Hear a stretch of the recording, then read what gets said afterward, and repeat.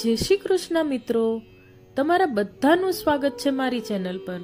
આજે આપણે ચાણક્ય નીતિના 5મા ભાગ વિશે વાત કરીશું। ચાણક્ય નીતિના ટોટલ 26 પાઠ છે। તે બધા પાઠ હું મારી ચેનલ પર અપલોડ કરવા જઈ રહી છું અને મેં પ્લેલિસ્ટ બનાવી છે। જો તમે મિત્રો મારી ચેનલ પર નવા હોય તો ચેનલને સબસ્ક્રાઇબ કરી લેજો, જેથી કરીને બધા પાઠ તમે સરળતાથી જોઈ શકો। ચાણક્ય કહે છે, ખરાબ માનવીની મિત્રતા અથવા તેનો સંગ કરવા કરતા સાપનો સંગ સારો। સાપ ત્યારે જ કરશે જ્યારે તમે તેની ઉપર પગ મૂકશો, પરંતુ મૂર્ખ અને ખરાબ માનવી તો ગમે ત્યારે દગો દઈ શકે છે, તેનો ભરોસો રખાય જ નહીં।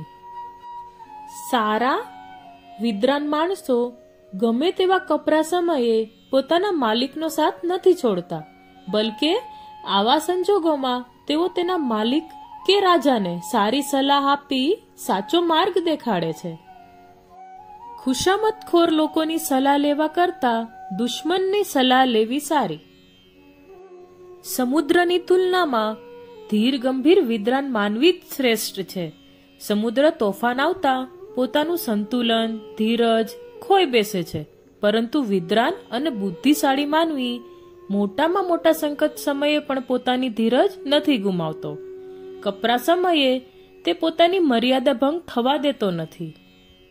મૂર્ખ માનવી પશુ સમાન હોય છે, તેને સારા નરસાની જાણ નથી હોતી।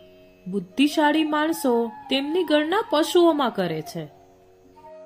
આ સંસારમાં ઈશ્વરે દરેક વસ્તુની સીમા બાંધી રાખી છે।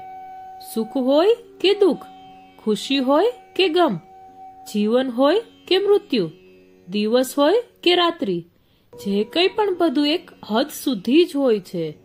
હદની અંદર દરેક વસ્તુ સારી કે ખરાબ લાગે છે। દરેક માનવીએ પોતાની સીમાની અંદર જ રહીને કાર્ય કરવું જોઈએ।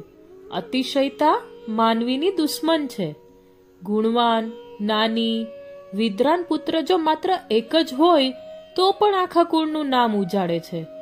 એના કારણે જ લોકો તે કુળને સારું કહેવા લાગે છે।